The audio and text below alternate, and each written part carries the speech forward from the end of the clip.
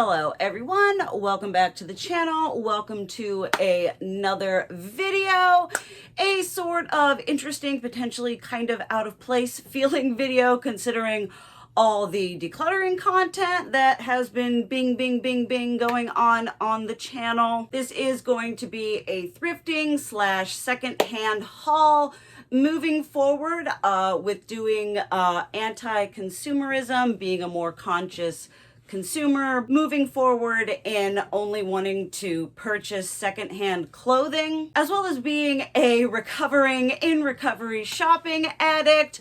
I want to start taking a healthier approach to acquiring things because, let's be real, I like stuff. And I don't think it's a mortal sin to own stuff, but I think it is very important as a consumer to really step back and take a more critical eye of my behaviors, how I feel representing myself, being able to portray the image that makes me feel the most comfortable and confident. I want to be more realistic and really work on more curating a collection while also, again, critiquing and having larger discussions concerning the themes within thrifting and consumerism and sustainability, amidst still wanting to buy new clothes and looking cute, although new in parentheses. I am 2 coffees in, bottle of water right there, ready to go. As I like to say, the spirit is welling. Thankfully, the flesh is also willing. So we're just gonna dive on in. But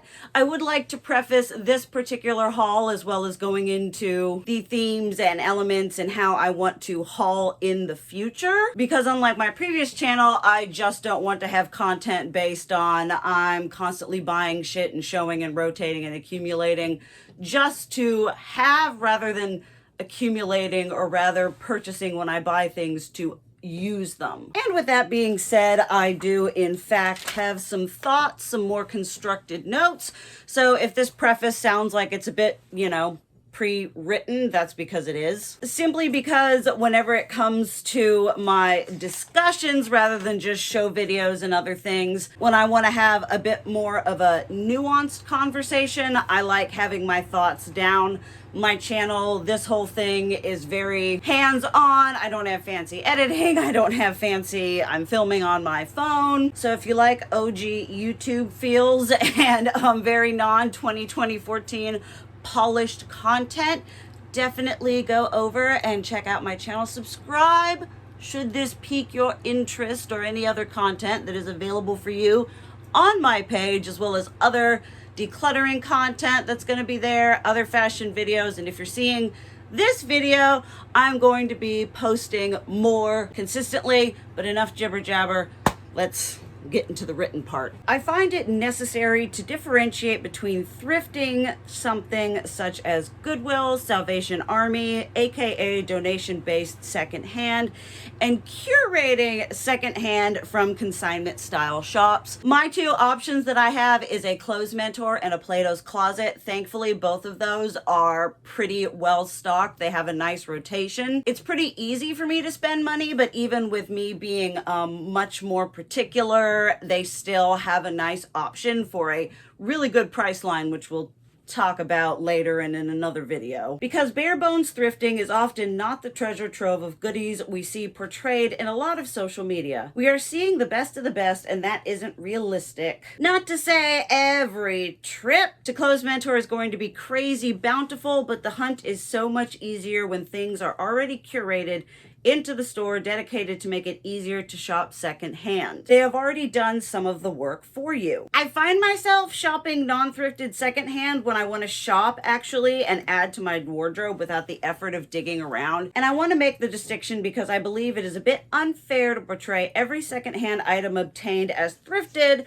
because it is more difficult to find those amazing pieces at a Goodwill where the sustainability and accessibility is shrinking. They're getting flooded with lower quality fast fashion, which resellers arriving when the doors open to squeeze out what good actually makes it to the shelves. I am not demonizing resellers, as they are contributing to the effort and cycle of sustainability by taking things from an environment where the likelihood of them ending up in a landfill is extremely high. I was watching one closet declutter from a lady. I'll see if I can find it down below. I've been watching a lot of those. They've been very inspiring for this process. And in her video, she made the statement that, oh God, it was an abysmal percentage. It was less than 20% of donated clothes actually get purchased, and that's just a bit of a demoralizing statistic. However, my frustration lies in the fact that when a trend hits, they come in droves, snatching up key pieces and inadvertently excluding people whose only option is Goodwill.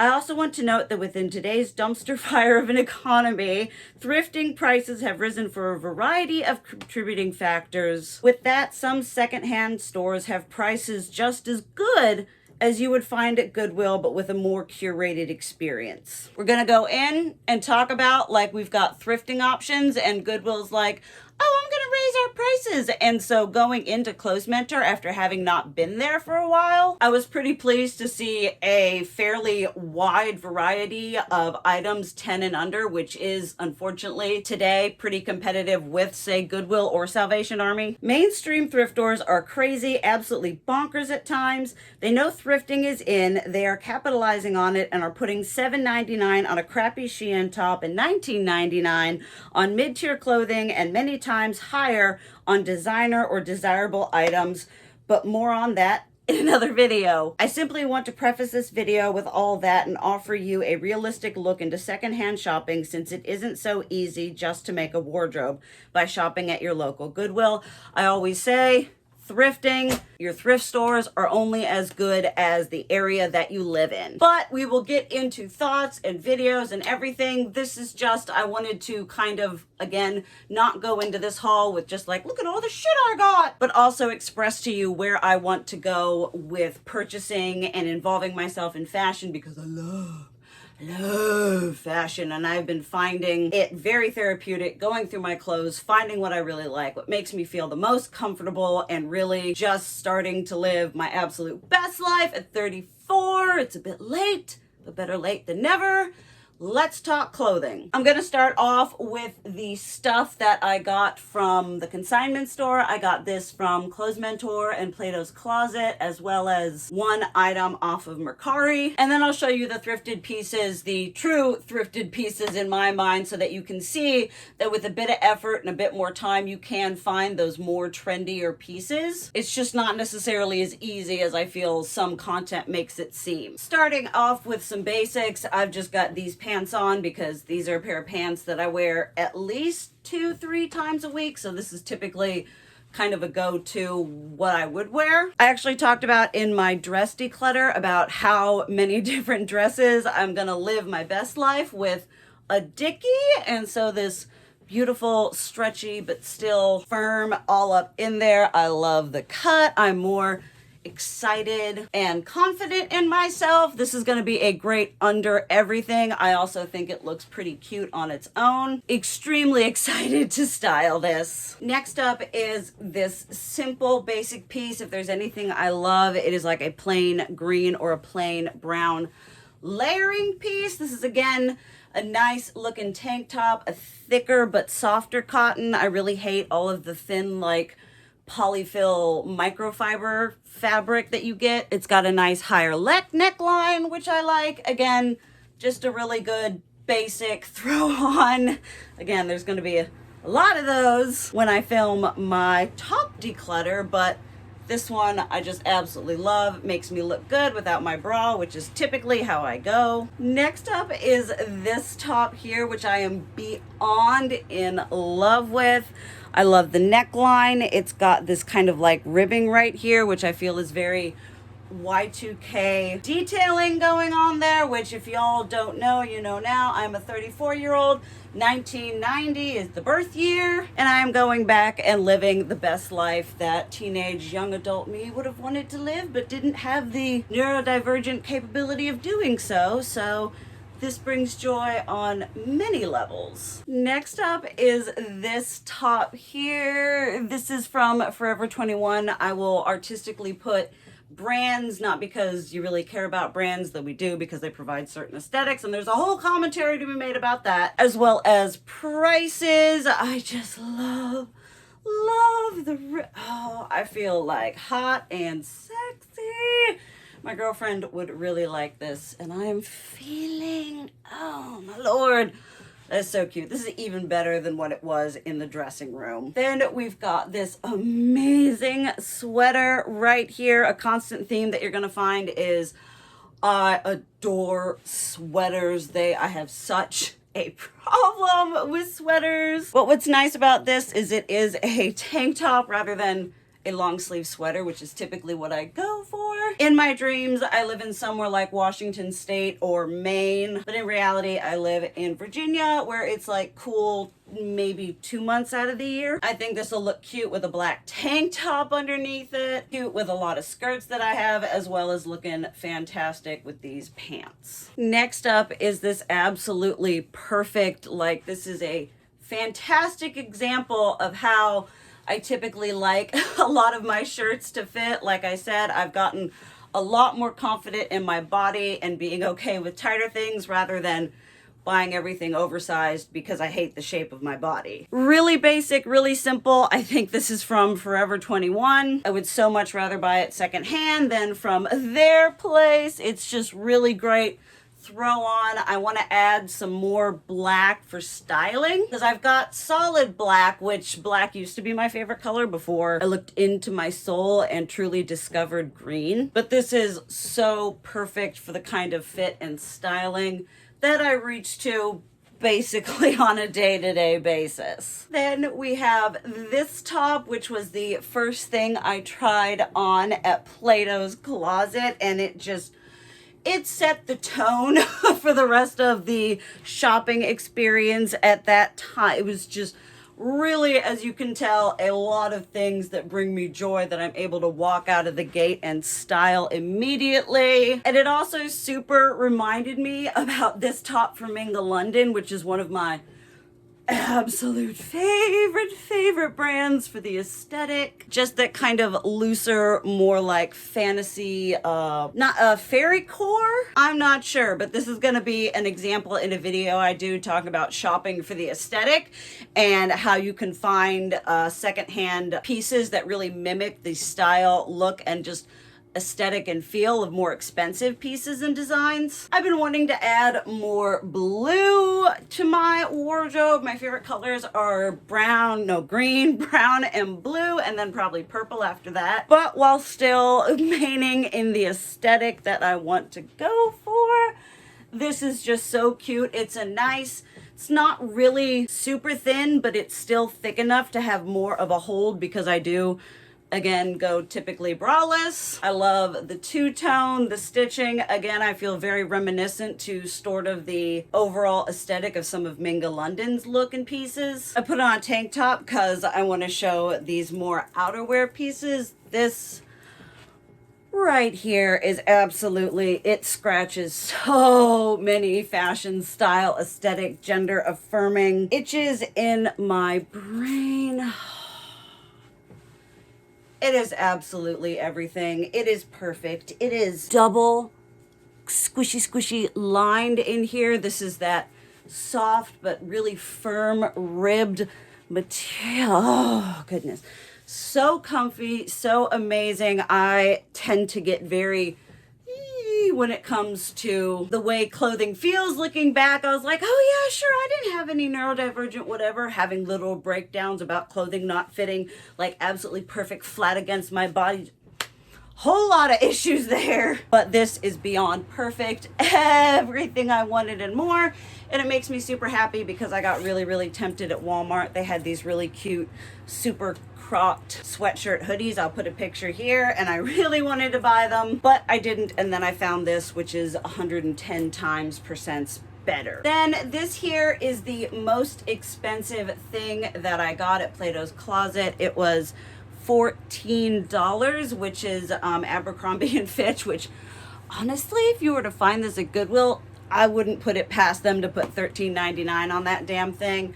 I really, really love this. It's got a very versatile place in my collection. If I want to wear something that's long sleeve, but I also want it to be a bit cooler, I can go without the tank top. I actually got it originally with having this dress in mind because it fits so well with that shade there. And if I want to take this and I'm not feeling looking so super fitted up here, I can make it a bit more casual. Again, I didn't mind paying a little bit more because of how much use I know I'm going to get in styling and how it pairs well with other things I have in my closet. This right here, folks, ladies and gentlemen, and everything else, the amount of just utter secondhand satisfaction of pulling this from, just because you buy your size, small, medium, large, whatever, it all comes down to fit in the battle of the dressing room. And this just, it is a thicker knit. It's not that loose, flimsy stuff that if you get it on a hanger, if you wash it once, it's just going to disintegrate. Perfection. I love the way it sits. This is going to go great underdresses, overdresses, over tank tops, cropped, potentially worn on its own. Just, again, probably the gem of the day. I also got this absolutely perfect baby tee. It says no boundaries on the back, but I think it's newer contemporary no boundaries for those who care about Y2K actually being classified as a vintage time period now. But it is perfection. It is a gorgeous color. It looks very a la Juicy Couture to me. A great example of how it fits. It's not the best. It's probably not even cotton. So it's a bit of a thinner material, but this was literally $3. And for that, this is something that I can wear and throw on and not really be too paranoid about just wearing it around. And we have this absolute piece of perfection of a shirt in the most beautiful, gorgeousy brown and cream. I don't have a lot of white because I just don't care for it on me, but I do like cream and beige, especially when in conjunction with one of my favorite colors. Absolutely love this. Perfect, great on its own. Going to be an amazing layering piece. So it's got, again, a pretty good amount of versatility in my wardrobe. And that actually closes it up for the second-hand portion of this. And now I'm going to show you, now this was a very good, considering thrifting and the percentage of like finding stuff, not just style-wise, but in your size or your quality. But I did get several really great pieces that are a good example of what you can find. First up, we have this absolutely amazing. It's again that nice, thick but soft ribbed material. It's got a bit of white, but it's got yellow, 2 shades of blue, a little bit of black. Trying to add more blue to my wardrobe while also staying true to that, like, I hate saying it so much, but that Y2K just absolute 90s. How I would have loved to have dressed in my teen years, and teen me is just living their best life. I'm getting this one out of the way because it is such a tight neck hole in here. I am starting to sweat and it's dampening the neck hole. It is just purple with white. I love how it's just like, I don't have a lot of white, which I don't, but I do really love the shade of purple in here. Again, a fantastic throw on piece. I think this would look really cute with jeans. I've got a couple skirts that I think would look nice. Again, as a great layering piece. Just really love the stripes, the long sleeves, although I am dying for short sleeves in this style. This is an absolutely perfect example of finding something that I am looking for and loving at the thrift. It's got this little lattice, lettuce, whatever hem going up on here. Again, soft, thicker, ribbed material in an absolutely immaculate shade of green. Perfect, perfection. It was like $3-4. I actually think it was like probably $4 at Salvation Army. Absolutely perfect, nice and cozy. I wish I lived in a hemisphere, an area, a state that had a much cooler month-to-month temperature. I don't, but I love it. I love it. This right here was another step back in satisfaction. satisfaction. Was absolutely looking for something like this after having done that dress declutter, and was like, yeah, I want a lot of nice higher up layering pieces, but also something I will reach for and wear on its own. This is prime filming material. Not that I want that to be a category to which I hold the clothing I buy, but it's a nice added bonus. And again, for like $4, four glorious dollars. Thick, ribbed, soft, but brown, perfect. Yet another perfect shade of brown, a very 90s cardigan look that's going to be great on its own. Also going to be just great as a cardigan, as well as done up over tank tops or any kind of top. Again, this is going to work well with my pants, going to work well with the style of skirts that I have. Again, just really working on paying attention to how things fit, how they make me feel more confident, and thinking about how I would like to wear them with other things that I have. Last but not least is this amazing pop of blue. Oh goodness, this does absolutely everything for me. That ribbed material I love so much.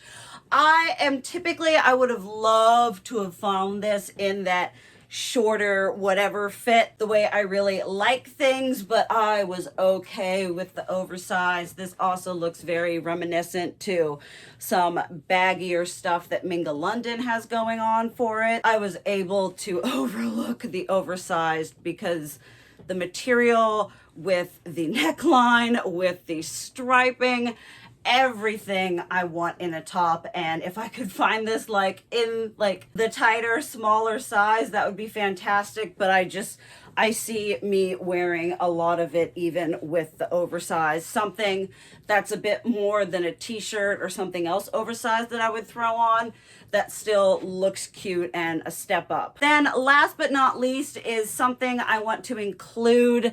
This is something I got off of Mercari, which I feel is a whole even other discussion than secondhand shops, because you have such a wide avenue of options. It still is a hunt against size and fit, but I think the e-commerce in secondhand really needs to be a discussion all on its own. Basically, when I sell stuff on Mercari, that's the money I'm allowed to use on Mercari for buying secondhand things, because there is, again, so much stuff that like I could always buy something, because it's so easy to collect and curate pieces that are available to me because of having such a wide net of sellers and options. When it comes to thrifting and secondhand, it can be more difficult to find things like designer bags.